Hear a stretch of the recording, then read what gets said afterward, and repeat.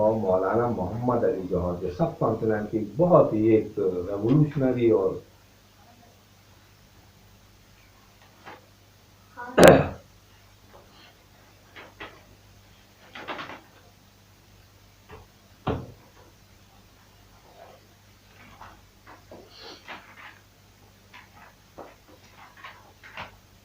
مولانا محمد علی جوہر سب continent کے بہت ہی active اور ایک پرسنالٹی تھی.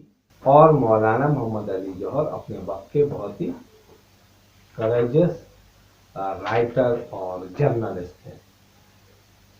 مولانا محمد علی جوہر نے ورلڈ وار ون سے پہلے مولانا محمد علی جوہر نے ورلڈ وار ون سے پہلے یعنی 1915 میں ایک میگزین نکالی جس کا نام تھا کامریڈ. اور اس میگزین کا یہ خاص مقصد تھا اس کی پبلش کرنے کا کہ مسلمانوں میں پولیٹیکل اویئرنیس ہو، کیونکہ اس وقت سب کانٹیننٹ میں بالکل ہی مسلمان ایجوکیشن میں بہت پیچھے رہ چکے تھے. اور جو علی گڑھ یونیورسٹی تھی سر سید احمد خان کی، وہ ایک واحد وہ ایک ہوپ تھی جو مسلمانوں میں ماڈرن ایجوکیشن اور مسلمانوں کو ریوائو کرنے کے لیے اسٹرگل کر رہی تھی ایجوکیشن وائز. تو مولانا محمد علی جوہر کی بھی یہی کوشش تھی کہ ایجوکیشن وائز تو مسلمان آگے بڑھے لیکن وہ پولیٹیکلی بھی اسٹرانگ ہو، کیونکہ پالیٹکس میں بھی ہندو آگے تھے، ایجوکیشن میں بھی، بزنس میں بھی، جابس میں بھی، ہر جگہ پہ ہندو آگے تھے. اور پالیٹکس میں تو مسلمان بہت ہی پیچھے تھے. تو سر مولانا محمد علی جوہر کی ایک کوشش تھی کہ مسلمان پولیٹیکلی بھی بہت زیادہ اسٹرانگ ہو اور آگے رہیں ہندوؤں سے. لہٰذا انہوں نے اپنی یہ، کیونکہ وہ ایک رائٹر اور جرنلسٹ تھے، لہٰذا انہوں نے ایک میگزین نکالا کامریڈ، جس میں مسلمانوں کی جو پولیٹیکلی اویئرنیس کو انہوں نے آگے بڑھانا شروع کیا. اور 1915 نے اسی کامریڈ میگزین میں وہ اس بات کے بہت اسٹرانگلی سپورٹ کرتے تھے جو کہ ترک جو مسلمانوں کے آٹومن امپائر کا آلموسٹ بالکل آخری دور تھا، اور برٹش اور فرینچ اور یورپین پاورز پوری کوشش کر رہے تھے کہ مسلمانوں کا یہ بہت بڑی جو امپائر ہے آٹومن امپائر، اس کو کسی طرح سے ختم کر دیا جائے. وہاں جو جنگ ہو رہی تھی وہ سب مولانا محمد علی جوہر اس بات کے بہت سپورٹر تھے کہ برٹش جو ترک سولجر ہیں وہ برٹش گورنمنٹ سے لڑنے کے پوری اس کو سپورٹ کرتے تھے. یہ ایسی کوئی زیادہ خطرناک بات تو نہیں تھی، کیونکہ ترک اپنے ملک میں لڑ رہے تھے، اور چاہے ان سے برٹش لڑیں یا فرینچ سولجر ہوں یا رشین ہوں، وہ پورے فری ہیں کہ وہ کسی سے بھی لڑیں. لیکن وہ اس بات کو سپورٹ کرتے تھے برٹش گورنمنٹ یہ کوئی ایسی خطرناک اور خراب بات بھی نہیں تھی. لیکن برٹش گورنمنٹ کو یہ بات بہت بری لگی. برٹش گورنمنٹ کا خیال تھا کہ ان کی آرمی میں جو انڈین آرمی ہے اس میں مسلمان بھی بہت سارے سولجرز ہیں، اور ان تمام کو جو ہے آٹومن امپائر یا ترک کے اگینسٹ میں وہ یوز کر رہے ہیں، جو کہ ایک بڑی جنگ ہو رہی تھی برٹش گورنمنٹ کی.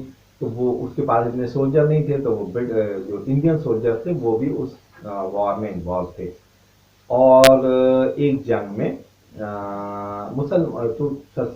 مولانا محمد علی جوہر کو یہ بات بہت خراب ان کو لگی برٹش گورنمنٹ کی، اور انہوں نے ان کو اریسٹ کر لیا اور سزا سنا دیا، جیل کر دیا. اور ان کو اس اریسٹ کرنے کی وجہ یہ تھی کہ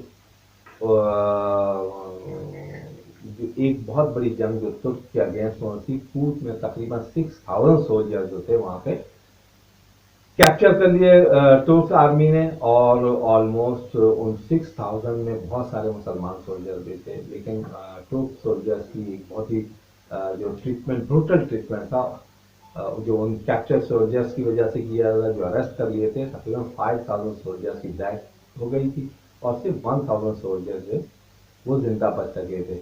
تو اس وجہ، اور یہ برٹش گورنمنٹ چاہتی تھی ایسا نہ ہو کہ سر مولانا محمد علی جوہر کی اس جو سپورٹ ہے ترک گورنمنٹ کی، وہ مسلم سولجرز جو ہیں وہ کہیں ترک سولجرز کے اگینسٹ میں لڑنے سے انکار نہ کر دیں، کیونکہ دونوں سائڈ پہ مسلمان تھے، اور ترک سولجر جو تھے مسلمانوں کی بہت بڑی جو ऑटोमन امپائر تھے اس کو سپورٹ کر رہے تھے, اس کو ڈیفینڈ کر رہے تھے, تو ایسا نہ ہو کہ کہیں مسلم سولجر جو سب کانٹیننٹ ہیں وہ ان سے لڑنے سے انکار کرتے ہیں. لہٰذا انہوں نے مولانا محمد علی جوہر کو اریسٹ کر لیا. جب مولانا محمد علی جوہر کو ریلیز کیا گیا تو انہوں نے ایک اور میگزین نکالا ہمدرد کے نام سے.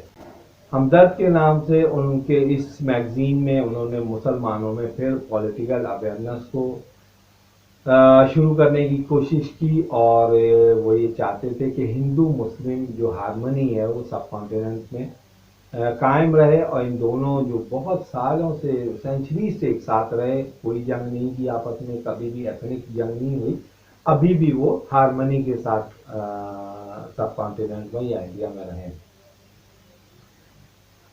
1930 میں جو راؤنڈ ٹیبل کانفرنس ہوئی انگلینڈ لنڈن میں, سر سید انور خان قائد اعظم محمد علی جناح کے ساتھ انہوں نے وہاں شرکت کی, اور مسلمانوں کے لیے کوئی پولیٹیکل سیٹلمنٹ کی جو بات ہونی تھی وہ شروع کی. انہی دنوں مولانا محمد علی جوہر جو ہے وہ بیمار ہو گئے, اور انہوں نے وہاں اپنی وصیت کی کہ وہ